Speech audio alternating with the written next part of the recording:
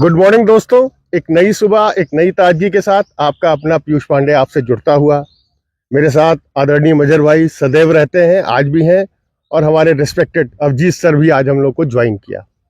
Avjeet sir के बारे में बता दें, बहुत ही बेहतरीन इंसान, बहुत ही बेहतरीन क्रिकेट खिलाड़ी और बहुत ही शिक्षित परिवार से आने वाले व्यक्तित्व है और पहली क्रिकेट एकेडमी लखनऊ में स्थापित की।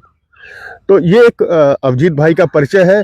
इन्होंने बोर्ड्स की ट्रॉफीज खेली, कुछ अपने फैमिली प्रॉब्लम रही होगी या जो भी रणजी ट्रॉफी के मैचेस नहीं खेले, लेकिन बहुत ही बेहतरीन क्रिकेट खिलाड़ी, कई रणजी ट्रॉफी प्लेयरों से बेहतर खिलाड़ी।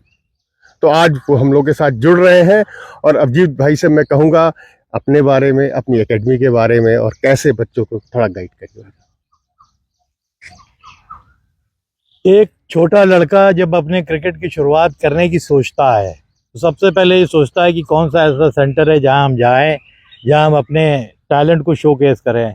मैं टेनिस बॉल से खेलता रहता था, मोहल्ले में खेलता रहता था, बॉल तेज़ डालता था, फिजिकली बहुत फिट था अपने छुटपन से। तो चाहे फुटबॉल ले, हॉकी ले, एथलेटिक्स ले, मैं सब अच्छा खेलता था। क्रिकेट खेलने वाला हूँ ये मेरे को कतई नहीं पता होता। हाँ, और ये सेंट्रल कोचिंग का ट्रायल चल रहा था, तो हमारे मोहल्ले के लड़कों ने बताया कि आप जाओ, तुम तेज बॉल डालते हो, थोड़ा जाओ ट्रायल दिया करो। तो मैं ट्रायल पे आया और 7 या 8 बॉल मैंने डाली थी, मेरे को खड़ा कर दिया गया किनारे।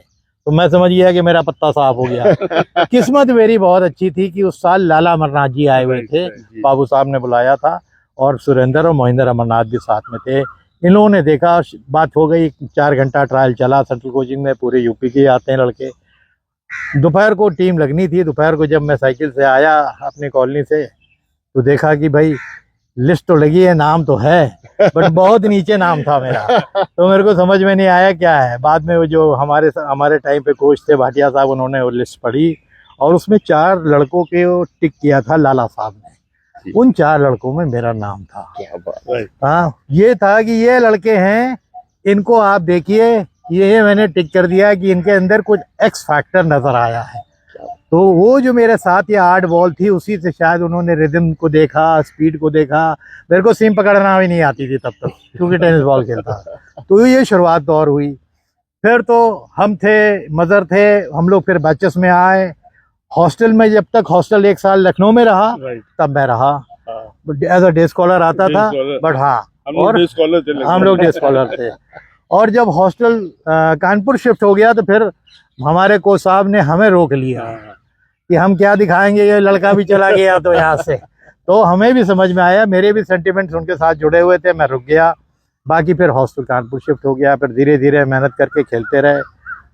मेरी टैलेंट की सबसे अच्छी पहचान रोहित साहब ने तो की, बट करीम चिश्ती साहब ने सबसे अच्छे टैलेंट की मेरी पहचान की। कि जब 2-2 का पहला साल था अलीगढ़ में, मैं ट्रायल में गया था। मेरे को याद है, मैं बहुत छोटा था, बाकी सब बहुत बड़े बड़े थे। बाम्बी भाई भी थे उसमें जी 2-2 में। हाँ, तो मेरा ये लोग लड़ गए, दो लोग, अरशद वलीउल्लाह साहब, और ये लड़ गए कि लड़का बहुत टैलेंटेड है, उसको 2-2 में डालो कहीं ना कहीं। तो मेरा फर्स्ट स्टैंड बाई में हुआ था। बाकी फिर 19 खेले, सेंट्रल जोन खेले 2 साल। हम और बजर बिल्कुल एक बैच के हैं। हम लोग साथ में खेले, ऑलमोस्ट एक ही बैच के हैं। 1 साल जूनियर हो तुम हमसे। तो वो फिर साथ में वो दौर चला। और सबसे बड़ी बात है कि लखनऊ स्टारलेट्स जो इतना बड़ा क्लब हो गया था, उसके फाउंडर हम और मजरिए, हम ही लोग के दिमाग में था। नाखुश थे अपनी अपनी जगहों पे। फिर ये प्लान हुआ कि हम लोग लखनऊ स्टारलेट्स फॉर्म करेंगे। फिर बाद में तो आप देख रहे हो कि 10-12 साल लखनऊ स्टारलेट्स ने लखनऊ क्रिकेट किया, यूपी क्रिकेट को डोमिनेट किया। कितने स्टेट प्लेयर्स यहाँ से निकले। बट अब हम अपनी कोचिंग के टाइम की मैं बहुत इम्पोर्टेंट बात बोलना चाहता हूँ कि आज कितना उल्टा हो रहा है जो हम करते थे, क्योंकि टाइम बदल गया है। हमारे टाइम पे अगर हम नेट पे बैटिंग करते थे, अगर मेरे को मिल गई, मैं तो बॉलर था, फास्ट बॉलर था, तो मेरे को तो बहुत ही कम बैटिंग मिलती थी। जब भी मिलती थी तो वही सीधा खेलना। जब लास्ट राउंड होता था, तब हम लोग ठुकैया करते थे कि उठा के मारना है तो वो ट्राई करें। आज के टाइम पे बिल्कुल रिवर्स हो गया है। आज का टाइम का लड़का, कल आप लोगों ने देखा होगा वैभव को, जिस तरह की बैटिंग करता है वो, ऐसे ही आज की जनरेशन की बैटिंग का अप्रोच हो गया है। क्योंकि उनकी क्रिकेट बदल गई। वो बहुत अटैकिंग क्रिकेट खेलना चाहते हैं, वो बहुत ही ज़्यादा रिस्क लेने को तैयार रहते हैं, और उनका अप्रोच ही हो गया। आज अगर 100 बॉल खेलने को मिलेगी तो 80 पे वो अटैक करेगा। हमारे टाइम पे अगर 100 बॉल मिलती थी, 80 को हम खेलते थे, 20 पे अटैक करते थे। तो क्रिकेट बहुत बदल गई है। अकॉर्डिंगली बच्चों को भी बदलना है। लखनऊ में बहुत से अच्छे बच्चे हैं, लखनऊ के अंदर टैलेंट की कभी भी कमी नहीं आ रही है, बिल्कुल। बट एक्सपोजर की कमी थी। अब तो इतने ग्राउंड्स हो गए हैं, इतने मैचेस होने लगे हैं, एसोसिएशन भी इतना कुछ करा रहा है बच्चों को अपना टैलेंट शोकेस करने के लिए। इससे अच्छा और मौका नहीं हो सकता।